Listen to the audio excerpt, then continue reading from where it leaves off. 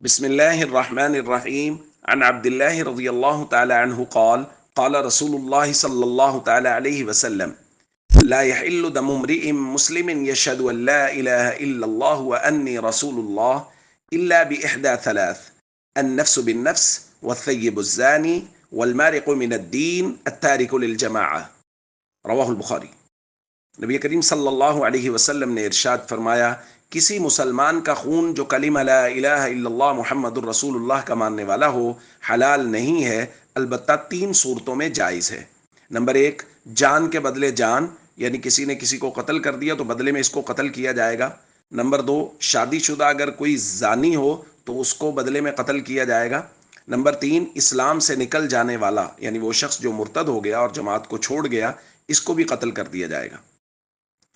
دوستو، بس یہ تین ہی صورتیں ہیں جن صورتوں میں قتل کی، کسی مسلمان کو قتل کرنے کی اجازت دی گئی ہے۔ اس کے علاوہ کسی مسلمان کو قتل کرنے کی اجازت نہیں ہے۔ اور یہاں یہ بات بہت اہمیت کے ساتھ سمجھ لیجئے کہ یہ اتھارٹی بھی صرف ریاست اسلامیہ اور حکومت اسلامیہ کو دی گئی ہے کہ حکومت ایسے شخص کو قتل کرے۔ ایسا نہیں ہے کہ لوگ اپنے طور پہ قتل کرنا شروع کر دیں کہ اس نے ہمارے بندے کو قتل کیا، لہذا بدلے میں اس کو قتل کر دیا جائے، یا اس نے زنا کیا ہے، شادی شدہ ہے، اس کو قتل کر دیا جائے، یا اس شخص مرتد ہو گیا، اس کو قتل کر دیا جائے۔ عام لوگوں کو اجازت نہیں ہے کہ وہ اپنی عدالت قائم کر کے فیصلے کرتے پھریں، بلکہ یہ ریاست اسلامیہ کی اور حکومت وقت کی ذمہ داری ہے، اور انہی کے پاس یہ اتھارٹی ہے اور انہی کو اجازت دی گئی ہے، وگرنہ تو سارا نظام خراب ہو جائے گا۔ ہر بندہ اپنی عدالت لگا کے فیصلے کرتا پھرے گا اور لوگوں کو قتل کرتا پھرے گا۔ ایک تو یہ بات ہے۔ اس کے ساتھ دوسری بات یہ ہے کہ دیکھیے کہ یہاں صرف تین ہی صورتوں میں قتل کی اجازت دی گئی ہے، اس کے علاوہ قطعاً نہیں۔ ہمارے معاشرے میں یہ جو قتل ہو رہے ہیں، غیرت کے نام پہ قتل ہو رہے ہیں۔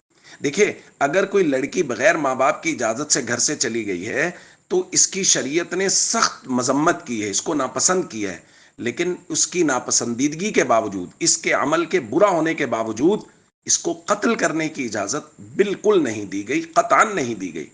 لہذا یہ جو ہمارے ہاں غیرت کے نام پہ قتل ہوتے ہیں، یہ شریعت کی نظر میں بالکل ناجائز اور حرام ہے۔